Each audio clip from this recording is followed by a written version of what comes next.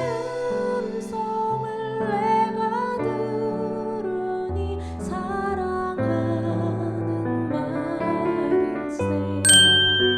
예수께서 성전에 들어가 가르치실세 대제사장들과 백성의 장로들이 나와 이르되 내가 무슨 권위로 이런 일을 하느냐 또 누가 이 권위를 주었느냐. 예수께서 대답하시되 나도 한 말을 너희에게 물으리니 너희가 대답하면 나도 무슨 권위로 이런 일을 하는지 이르리라. 요한의 세례가 어디로부터 왔느냐 하늘로부터냐 사람으로부터냐. 그들이 서로 의논하여 이르되 만일 하늘로부터라 하면 어찌하여 그를 믿지 아니하였느냐 할 것이요 만일 사람으로부터라 하면 모든 사람이 요한을 선지자로 여기니 백성이 무섭다 하여 예수께 대답하여 이르되 우리가 알지 못하노라 하니 예수께서 이르시되 나도 무슨 권위로 이런 일을 하는지 너희에게 이르지 아니하리라. 그러나 너희 생각에는 어떠하냐. 어떤 사람에게 두 아들이 있는데 맏아들에게 가서 이르되 예 오늘 포도원에 가서 일하라 하니 대답하여 이르되 아버지 가겠나이다 하더니 가지 아니하고 둘째 아들에게 가서 또 그와 같이 말하니 대답하여 이르되 실소이다 하였다가 그 후에 뉘우치고 갔으니 그 둘 중에 누가 아버지의 뜻대로 하였느냐. 이르되 둘째 아들이니이다. 예수께서 그들에게 이르시되 내가 진실로 너희에게 이르노니 세리들과 장녀들이 너희보다 먼저 하나님의 나라에 들어가리라. 요한이 의의 도로 너희에게 왔거늘 너희는 그를 믿지 아니하였으되 세리와 장녀는 믿었으며 너희는 이것을 보고도 끝내 뉘우쳐 믿지 아니하였도다. 다른 한 비유를 들으라. 한 집주인이 포도원을 만들어 산울타리로 두르고 거기에 집자는 틀을 만들고 망대를 짓고 농부들에게 새로 주고 타국에 갔더니 열매 거둘 때가 가까움에 그 열매를 받으려고 자기 종들을 농부들에게 보내니 농부들이 종들을 잡아 하나는 심히 때리고 하나는 죽이고 하나는 돌로 쳤거늘 다시 다른 종들을 처음보다 많이 보내니 그들에게도 그렇게 하였는지라. 후에 자기 아들을 보내며 이르되 그들이 내 아들은 존대하리라 하였더니 농부들이 그 아들을 보고 서로 말하되 이는 상속자니 자 죽이고 그의 유산을 차지하자 하고 이에 잡아 포도원 밖에 내쫓아 죽였느니라. 그러면 포도원 주인이 올 때에 그 농부들을 어떻게 하겠느냐. 그들이 말하되 그 악한 자들을 진멸하고 포도원은 제때의 열매를 바칠 만한 다른 농부들에게 새로 줄지니이다. 예수께서 이르시되 너희가 성경에 건축자들의 버린 돌이 모퉁이의 머릿돌이 되었나니 이것은 주로 말미암아 된 것이요 우리 눈에 기이하도다 함을 읽어본 일이 없느냐. 그러므로 내가 너희에게 이르노니 하나님의 나라를 너희는 빼앗기고 그 나라에 열매 맺는 백성이 받으리라.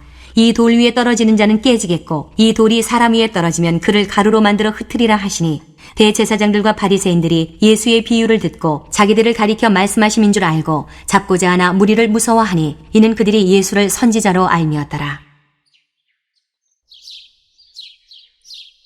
안녕하세요. 피티나는 목사 안상열입니다. 오늘도 주님 은혜 안에서 좋은 하루입니다.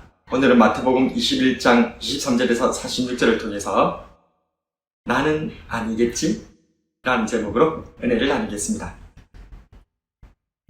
19세기 미국의 사상가요, 시인이며 평론가, 목사, 철학가였던 R.H. 에머슨이 시골에 살 때입니다. 어느 날 아들이 송아지 한 마리를 외양간에 넣으려 애를 쓰고 있는 것입니다. 그래서 에머슨은 자신도 달려가서 안간 힘을 쏟았지만 역시 마찬가지였습니다. 이런 그들에게 집안의 할머니 가정부가 웃으며 다가와 말했습니다. 제가 이 손가락 하나로 송아지를 외양간에 넣어보겠습니다. 이어서 할머니 가정부는 자기 손가락 하나를 송아지 입에 물려주었고 송아지는 그 손가락이 마치 어미의 젖이나 되는 듯 쪽쪽 빨면서 가정부를 따라 그대로 외양간으로 들어가게 되었습니다. 예수님께서는 말씀이 육신이 되어 오신 분이십니다. 많은 사람들이 예수님의 기적에 주목하곤 하지만 예수님의 놀라운 점은 말씀이 있다고 해도 과언이 아닙니다. 주님께서는 수많은 말씀을 들려주며 풀어주며 실천해 주셨습니다. 주님의 말씀은 제자들뿐만 아니라 수많은 무리들과 심지어는 헤롯 왕과 대제사장들에게도 전해졌습니다. 그런데 문제는 주님의 말씀을 듣고 회개하고 돌이키는 사람이 있는 반면 그 말씀에는 집중하지 않고 나사렛의 젊은 이단아로 여겨졌던 인간 예수만 보고는 그저 반감을 드러낸 사람들도 있었다는 것입니다. 대제사장들이 그랬습니다. 그들은 주님의 말씀에 놀랍지만은 이내 마음을 고쳐먹고는 반박합니다. 23절에 네가 무슨 권위로 이런 일을 하느냐? 또 누가 이 권위를 주었느냐? 이방의 갈릴리, 그것도 시골 총구석인 나사렛 출신의 목수의 아들 주제에 누구를 가르치며 하느냐는 것입니다. 마음이 교만하면 들리지 않습니다. 이에 주님께서는 세 가지 비유를 통해 그들의 위선을 깨우쳐 주십니다. 첫 번째는 두 아들 비유입니다. 어떤 아버지가 두 아들에게 포도원에 가서 일하라고 말했는데 큰 아들은 가겠다고 하고는 가지 않았고 작은 아들은 싫다고 하고는 뉘우치고 가서 일했다는 것입니다. 두 번째는 포도원 농부 비유입니다.